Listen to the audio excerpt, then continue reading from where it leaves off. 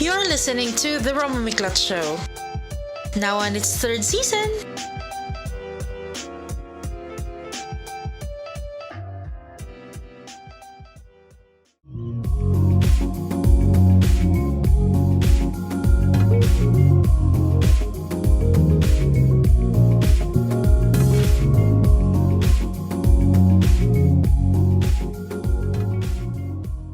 Welcome back to the show, and we have Mr. Miclat, a financial advisor from PruLife UK, our special guest for today. And itutuloy natin ang ating discussion, and it's all about financial security. So again, like I said earlier, I'm very interested with our topic kasi nga, I am learning too. And meron kasi tayong tinatawag na life's bigger questions. 'Di ba? So, for example, financial security, yung mga short-term, medium-term, long-term goals, yung mga ganyan, meron dyan naririnig mo yun sa school eh. Pero in reality, hindi siya na-apply. And then, of course, there comes retirement, na lahat tayo magre-retire. Or yung mga nag-work, kasi ako hindi naman ako working class, so sa bahay ako. So yung trabaho ko sa bahay, forever akong nagtatrabaho sa bahay. So yun, but again, going back, it's retirement. Do you want, ang tatanong mo sa sarili mo, gusto ko bang magtrabaho hanggang mag-65 ako or 60? Kasi 65, 60 for private and government, diba? Or, do I want to retire early? Yon, yung mga tanong. And of course, we have to factor in yung deterioration ng ating health because as we get older, habang pong tumatanda tayo, nagkakaroon tayo ng sakit, nagde-develop tayo ng mga kaya nga tayo nagkaka-maintenance, 'di ba? Lumalabas na isa-isa yung mga sakit as we get old. So, we also have to prepare for that. And it's gonna hit the finances. So, kumbaga kung may ipon ka, kailangan ma-factor in mo yung magagamit mo para sa medication, maintenance, hospital, and all. So, yon, parang yun yung ibang questions na siguro I would say if your age bracket is 18 or 21 to 25, hindi mo pa naiisip yan. Magdo-dawn sa'yo later on in life or unless may nararamdaman ka ng sakit or ano ba yun, may ibang factors. So yun yung mga life's bigger question. So, can you guide us, walk us through ano ba ang what is financial security? Ano ba tong naririnig nating financial security and bakit siya important? Why do we have to have that financial security? Because being financially secure is having a peace of mind that when the rainy day comes, you're not worried that you can tide it over because you have prepared.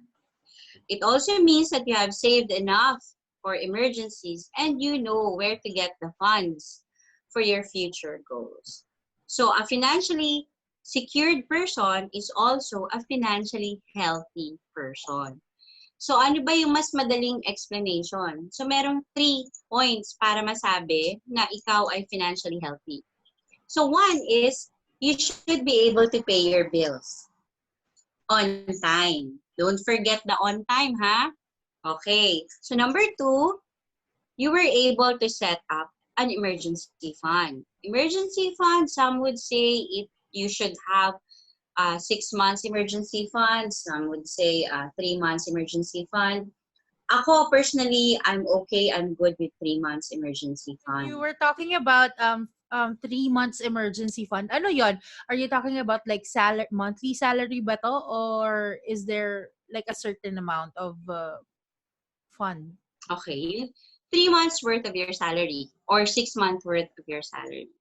Kasi, ibig sabihin, ang monthly expense mo, usually nagde-depend naman sa kung magkano yung pumapasok. So, yung pumapasok ngayon, yun yung salary mo buwan-buwan. Diba? So, for example, ito na lang, during the ECQ, marami ang nag-stop mag-work starting April, May. So, April, May, June. Most likely, yung iba na yun, 3 buwan silang mawawala ng trabaho. So, dapat may nakaset up ka na emergency fund. Yung 3-month worth of your salary. Because, kahit naman mawalan ka ng trabaho, hindi tumigil ang mga bills mo. Hindi tumigil yung pag-grocery mo dahil kailangan mong kumain. So, dapat, I think that's the minimum, at least 3 months to tide you over. Habang naghahanap ka ng panibagong trabaho or another source of income. And then 3 is someone who has funds to realize his goals, his future dreams. So, someone na nakapag-umpisa na okay, kasi ito yung dream kong magkabahay. So, alam ko na kung saan kukunin yung pera na yun. Dream ko na makapag-retire by age 60. So, alam ko na by age 60, meron akong pagkukuhaan ng pera. That is a financially healthy individual. So, kumbaga, ready ka na anytime na may opportunity na dadating na okay na investment to or okay nating bilhin tong, alam mo yun, tong Yes. property na to. Oo. And it's also worth mentioning, hindi ibig sabihin na dapat para maging financially healthy individual ka, dapat milyonaryo ka. No. Because we have different standards of living, di ba? Siyempre sa mayayaman, kailangan mo maging milyonaryo para maging financially healthy individual ka because ang expenses mo sobrang laki din. Pero for someone na hindi naman kalakihan ng sweldo, sa kanya, ang 3-month emergency fund niya is worth, pagpalagyan na natin, he's earning 20,000 per month. So, ang 60,000 for him is already a 3-month worth of emergency fund. And sa iba naman, ang pangarap nilang bahay is mansion. Sa iba naman, ang pangarap na bahay is maliit lang. So, iba-iba ha. It doesn't equate to being a millionaire para maging financially healthy individual ka. So, gaya nga ng sinasabi natin, when it comes to finances, very personal to. Para siyang health, Yes. para siyang fitness or parang the way you approach yung diet and fitness mo, hindi siya yung one rule applies to all. It should be wala siyang tailored to one what size you fits all. Yes, it should be tailored to what you need, what are your priorities, and ano yung kaya mo at the moment that you started. Kasi later on, pwede ka namang magdagdag, alam mo yun, you can change it. Again, you have to tailor fit it to what you can do or what you can have for now. So, ganon. Ang importante, mag-umpisa tayo, mag-start ka. Yes, So, yes. diba? Mag-decide ka. Yes. So, yon. Again, okay, so, thank you for giving those 3 how do we call it ba? Few ways to measure if you are a financially healthy individual. Okay, then my question now, sis, or Miss Therese. Ang weird when I call you Therese. Okay. The question is, why is it important to be financially healthy? Bakit? Because for me but I think most people would agree,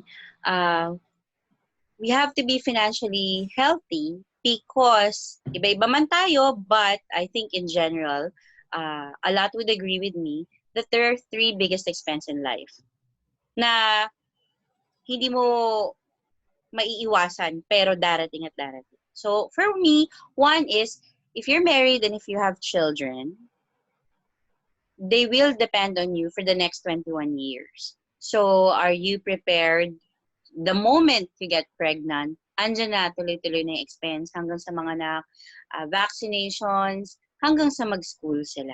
So are you prepared for your children's education? Ito lang pinagtataka ko. A lot would say, itatawid ko, igagapang ko ang pag-aaral ng mga anak mo. Ba't mo igagapang kung kaya mo namang lakarin? Diba? So for me, every June, pasukan, every June enrollment, bakit lagi kang nabibigla na merong enrollment? For me, bakit hindi mo gawing buwan-buwan, pag-ipunan mo na para pagdating ng June, may pangbayad ka. So that's one biggest expense. In reality, taon-taon talaga ngayon, 6 to 10% every year ang price increase ng mga schools. I just don't know ngayon kasi merong pandemic and that's a challenge ang school system ngayon kasi a lot are considering homeschooling. I want to agree talagang magastos magkaanak. At ito po, in reality kasi, pinaplano po talaga ang mga ganyan. Hindi naman po pwedeng, but again, reality, may mga talagang hindi napaplano sa buhay and maybe may mga tao talagang hindi nila napaplano ng maigi ang buhay nila. Pero if you have the chance and you have the time to plan your future, you should.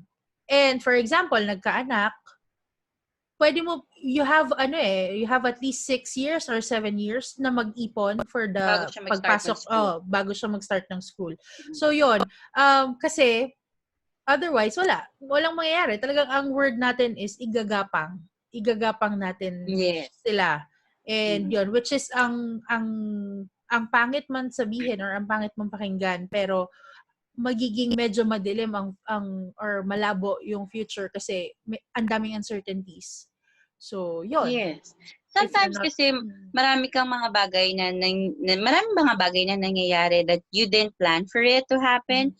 But when you're in that situation, what do? You move forward, diba? So, look for solutions to address your current situation. Number 2 is retirement. As they always say, malamang gasgas na to. Marami kayo nakita sa Facebook, mga postings na retirement is the longest vacation in your life. Nakikita niyo yan, pero parang iisipin niyo, coming from a financial advisor, bebentahan lang ako yan. But isn't it true? Diba? Totoo yun, diba? Ayaw mo lang intindihin. But it is true.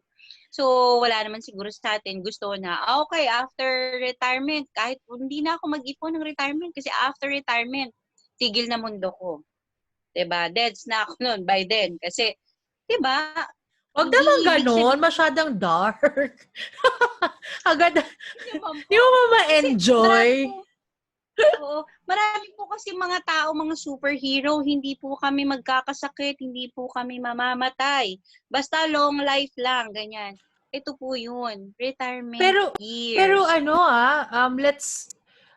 lagi niyang maririnig ngayon sa episode na to, ang real talk. Kasi sa totoong buhay, magkano ba kasi ito when we talk about retirement, sasabihin ng mga tao, okay lang, may retirement fund naman ako Yung, alam mo yung hinuhulugan mo sa GSIS, SSS, na government. Yun. Tapos meron naman akong PhilHealth coverage kahit papano. So, but in reality, magkano ba?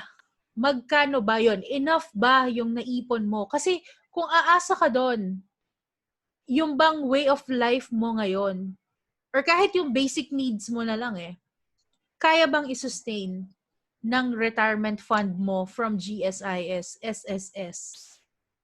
Maganda na ipinasok mo yan. Kasi again, meron akong personal experience on that. Ito po yun. Reality of life is, kapag sanay ka sa ganitong standard of living, hindi naman po ibig sabihin na kapag retire ka, bababa ka ng standard of living mo, di ba? You would still want it to be the same. So how would you fund for it? Personal experience po. My father is a seaman. So, official siya. So, malakas siyang kumita. He's got 5 children. So, kaya naman niya kaming buhayin. Send us to good school. Kaya. But it just so happened, tinamaan po siya ng sakit. Nagka-diabetes siya. And ang tinamaan sa kanya is yung veins niya sa eyes. So, ilang beses na siyang nagpa-laser ng eyes niya hanggang sa umabot sa punto na nahihirapan na siyang makakita. That's the time na hindi na siya pwedeng sumakay sa barko. So, dahil hindi pa man siya 60 years old, sa retiring age, nag-stop na siyang mag-work. Kasi hindi nakakayanin ng katawan niya ang mag-work. So, tuloy-tuloy, retired na siya, wala na siyang kinikita, pero tuloy-tuloy yung expenses niya. Kasi nag-aaral pa yung 2 kong kapatid. Tapos, malaki ang gastos doon sa kanyang sakit. Diabetes. Yes. And, ito po, ang malaking question na binanggit nyo kanina, Miss Roma. How much? Ting! Oh my God! Tumataginting na 5,000. 5,000. Yes. Ano po ang mararating ng 5,000? Again, iba-iba po tayo ng standard of living. Sa iba po, ang 5,000 is already good enough to sustain them. Hindi pero natin minimenos ang 5,000. Yes, opo. It's just so happen na magkaiba po ng standard of living at magkaiba po ng pinagkakagastusan. Ang father ko po is very sickly. He's very sick. Malala yung kanyang diabetes, kaya hindi po enough ang 5,000. Nung hindi pa po siya tinatamaan ng chronic kidney disease, nasa 20 na po, 20,000 ang kanyang monthly maintenance. So, dun pa lang po, 1/4 lang ang kanyang SSS. May groceries pa po, hindi naman po tumigil si Meralco, si kuryente, si tubig, hindi po tumigil. So, yun nga po, nabanggit ko na sa inyo, it's 20,000 versus the 5,000 na government pension. So, it's really not enough, right? So, when you said na 5,000 yung retirement Pension. fund or pension ng dad mo, it's a constant amount, 5,000, hindi na Yes, siya lumaki. tuloy-tuloy. Yes. But in reality, yung medical expenses niya nag-start sa Alone. 20,000 and I'm very sure Yes, nag-increase yan. Nag-balloon yun. So, I will get to that Mhm. later, no? So, nandito pa lang tayo sa retirement. Retirement pa lang. His government pension is not enough to sustain him. Okay? So, this is the time na tuloy-tuloy yung expenses mo. Pero walang pumapasok na income. So, saan tayo kukuha ng panggastos, diba? Sa anak! So, sa anak! ito po ang paulit-ulit namin ina-advocate. Please po, ang mga anak po natin ay hindi po ito ang ating retirement plan. Ha? Tandaan po natin yan. Ha? So while we are busy attending to our daily lives, we shouldn't forget our retirement. This is why some of the finance gurus would say, reward yourself first. Diba yun sinasabi na, nag-work ka ngayong buwan, so save at least 5% of what you earn. Reward yourself because ito po yung itinatabi natin pang retirement years ninyo. So yun po yun. Set aside money for your retirement because we will all grow old and we want to enjoy our old age. Diba? So it is the time when we are not strong enough to earn, but bills are continuously coming. So number 3, critical illness. So we see a lot of well-off people go bankrupt because of critical illness. Why? Because again, they did not prepare for uncertainties.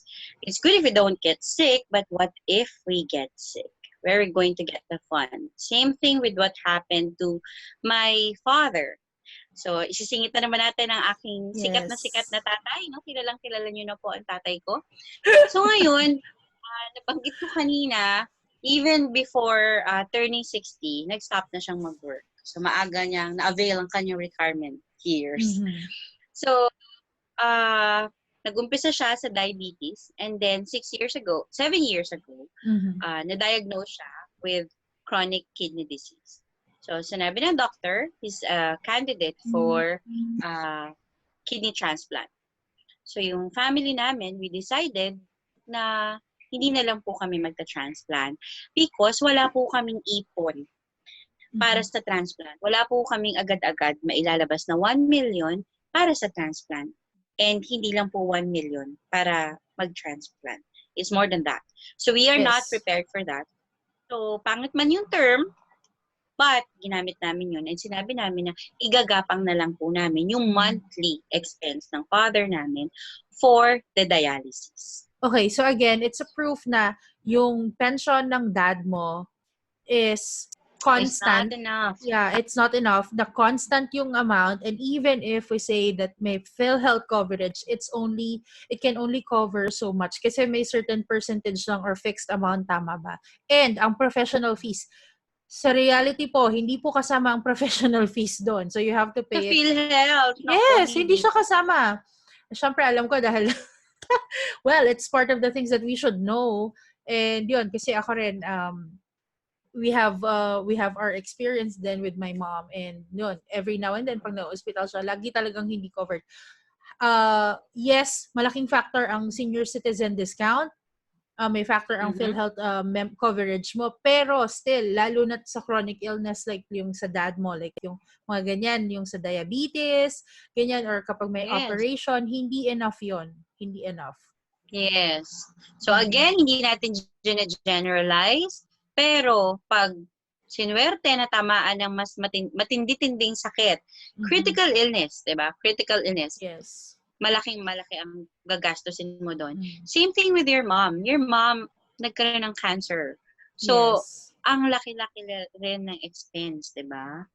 Yung sa mom ko pa, hindi pa siya talaga nagpa-doktor noon kasi ayaw niya. Alam mo yung kami na yung hindi, sosyal nanay lang eh. Hindi sabi namin, alam mo yung umiiyak na kami talaga magkakapatid na, Nay, sige na, magpagamot ka na, wala kang iintindihin. Pero alam mo, we found out, hindi, alam naman namin talaga, may ipon siya for herself, kaya lang ayaw niya gamitin.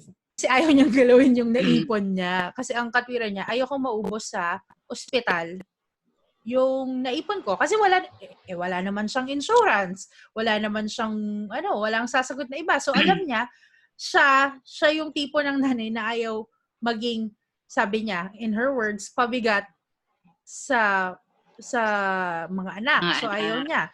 Syempre, pero bilang anak, hindi mo naman matitiis. So, di ba? Yes. Di ba? Alam mo nang may sakit.